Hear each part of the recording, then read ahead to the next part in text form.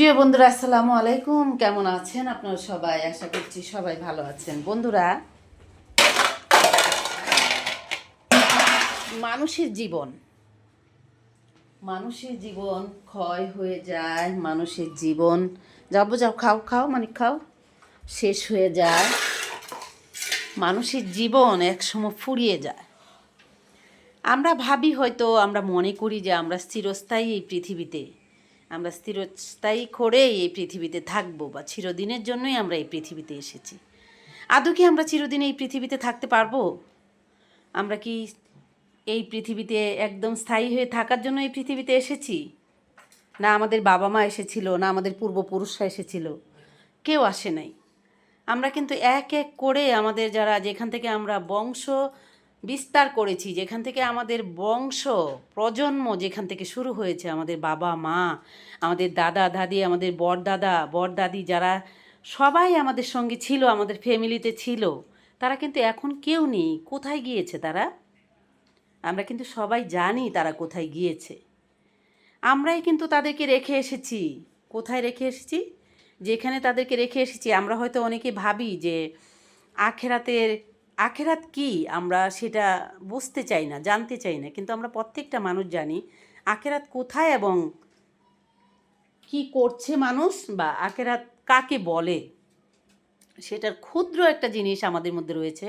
সেটা হচ্ছে, আমরা কিন্তু ছোট বড় থেকে শুরু করে প্রত্যেকটা মানুষ আমরা জানি আমাদের আখেরাতের ঘর কোথায়।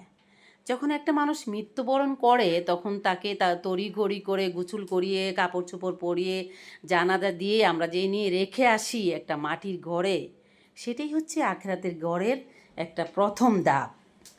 যে মানুষ আমরা আখেরাতের ঘরে যাদেরকে রেখে আসি, তারা আর এই পৃথিবীতে কখনোই ফিরে আসে না।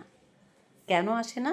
ওই যে তারা সে আখেরাতের ঘরে চলে যায়, আখেরাতের দুজকে চলে যায়। একটা মানুষ মৃত্যুবরণ করার পর তাকে যখন মাটির ঘরে রেখে আসা যায়, তারপর আপনি হীরা মুক্তা নিয়েও যদি তার জন্য দাঁড়িয়ে থাকেন, তার মুখের একটি কথাও আর আপনারা শুনতে পারবেন না, আমরাও শুনতে পারবো না, আমাদের পূর্বপুরুষরা, আমাদের বংশে যারা রয়েছে তারাও পারবে না। পৃথিবীতে এমন কোনো জাদুঘর নেই যে একটা মানুষ মৃত্যুবরণ করার পরে তাকে কবর থেকে তুলে জীবিত করে তার মুখের একটি কথা শুনতে পারবে। কোটি কোটি টাকার বিনিময়েও নয়, সেটা কিছুতেই সম্ভব হবে না একজন মৃত মানুষের মুখে কথা শোনার। তাহলে দেখেন, আমরা এটুকুতেই বুঝতে পারছি যে আমাদের আখেরাতের জায়গাটা কোথায় এবং আখেরাতের গড় কোথায়। প্রত্যেকটা মানুষ আমরা জানি, কিন্তু তারপরেও আমরা বিশ্বাস করতে চাই না।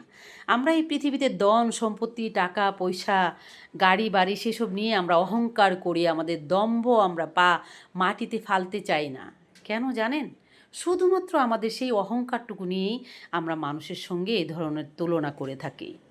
একটা দিনমজুর মানুষ আর আপনি কোটিপতি, আপনার সঙ্গে আর এই দিনমজুর মানুষের সঙ্গে কখন পার্থক্য আপনি খুঁজে পাবেন না জানেন? মৃত্যুর পরে দেখবেন তারে সেই সাধারণ মানুষটাকে যেখানে যে কবরস্থানে রাখা হবে, আপনি কোটিপতি মানুষ, আপনাকে কিন্তু ঠিক সেখানেই রাখা হবে। সেখানে কিন্তু আর আপনি ভেদাভেদ খুঁজে পাবেন না কোথায় আপনি কোটিপতি ছিলেন আর কোথায় সেই দিনমজুর মানুষটা ছিল। সবাই কিন্তু একই কবরস্থান, একই 3.5 হাত, একই মাটির নিচেই আমরা আছি বা গিয়েছি। আমাদের দাদা দাদি, আমাদের পূর্বপুরুষ যারা আছে, সবাই সেখানেই গিয়েছে। তারপরেও কিন্তু আমরা সেটা মানতে চাই না। আমরা গরিব মানুষ আর বড়লোকদের সঙ্গে একটা তফাৎ তৈরি করি। তফাৎটা কি আপনাদেরকে সহজে আমি বুঝিয়ে দেওয়ার চেষ্টা করি। সেটা হচ্ছে, যখন একটা মানুষ আমার বাড়িতে কাজ করে বা আপনার বাড়িতে কাজ করে, সে যখন আমার বাড়িতে আসে, সেক্ষেত্রে আমরা কী করি? সে পাটি বিছিয়ে নিচে বসে, নালে নিচে বসে বা একটা ছোটো মোড়াতে বসে, কখনো আমরা তাকে সোফায় বসতে দিই না। কেন? সেই মানুষটা যদি আমার সঙ্গে আমার শাড়িতে চোপায় বসে, তাহলে নাকি সে আমার ইজ্জতের ক্ষতি করে ফেলে। সেই অহংকারে না আমরা সেই মানুষটাকে আমাদের পাশে সোফায় বসতে দেই না। হতে পারে তার জামা কাপড় নোংরা, হতে পারে তার শরীর থেকে গন্ধ আসছে, আমরা সেই জিনিসটা চিন্তা করি। আমরা কখনো এই জিনিসটা ভাবি না, মৃত্যুর পর কিন্তু আমরা সেম সেম জায়গায়ই আমাদের যেতে হবে, আমরা সেখানেই থাকব। সেখানে কিন্তু এই ভেদাভেদ, তারপরে হচ্ছে সেখানে ছোট বড়, সেখানে তফাৎ, সেটা কিছুতেই বিচার করা যাবে না।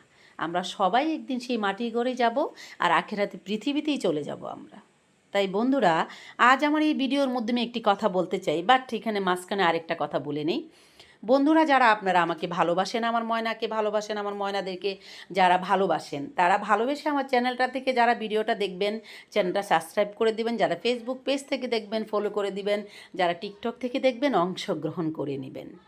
বন্ধুরা, তাহলে আজকে এই ভিডিওর মাধ্যমে আমি আপনাদেরকে ছোট্ট একটা গল্প শোনাতে চাচ্ছি বা কিছু একটু বোঝানোর জন্য চেষ্টা করছি। সেটা হচ্ছে আমাদের যে অহংকার, সেটা যদি আমরা এই পৃথিবীর বুকে মাটি দিতে পারি, তাহলে হয়তো আমরা কিছুটা আখেরাতে ভালো থাকার চেষ্টা করতে পারবো। তাই আমরা সবাই অহংকার ভুলে যাই এই পৃথিবী থেকে।